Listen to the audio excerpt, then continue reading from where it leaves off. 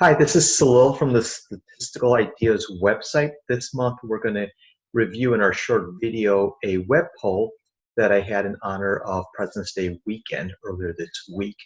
The poll asked which of the living US presidents would be a centenarian, live to the age of 100, and the choices were Obama, and then we had Trump, we had Clinton, and we had Carter. And the most popular response at 39% was actually a tie with 39% for Obama, 39% for Carter, obviously two ends of the spectrum. And we want to flesh it out a little further. And for people selecting Obama, it's natural to assume that if he's young, he's fit, he looks like he's going to live a long time. It doesn't necessarily mean he's going to have an extreme longevity associated with it. And so we can look at the various actual tables to provide clues, and the period life table is one of them. And that shows that Obama would live an additional 19 years, Carter an additional 3 years.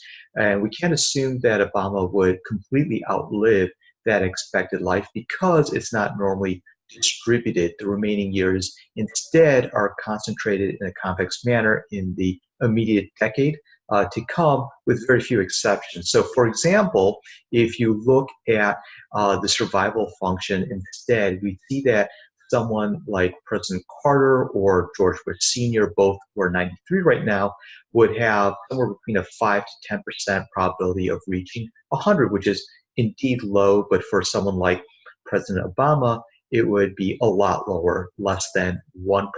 And there's so many things that can go wrong that can trip up Obama's health along the way. So let's look at one of these US life tables right now so you have a sense of what it looks like.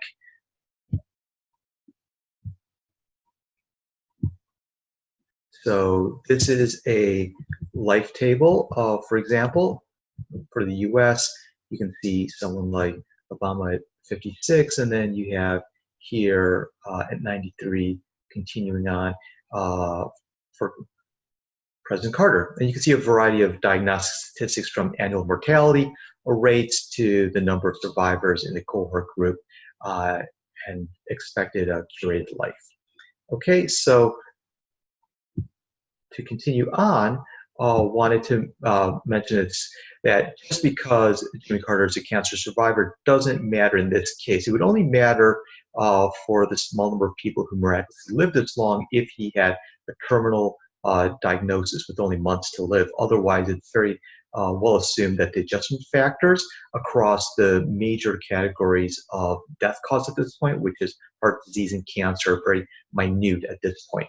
So I hope you enjoyed this video, and I'll see you next time. Thanks again.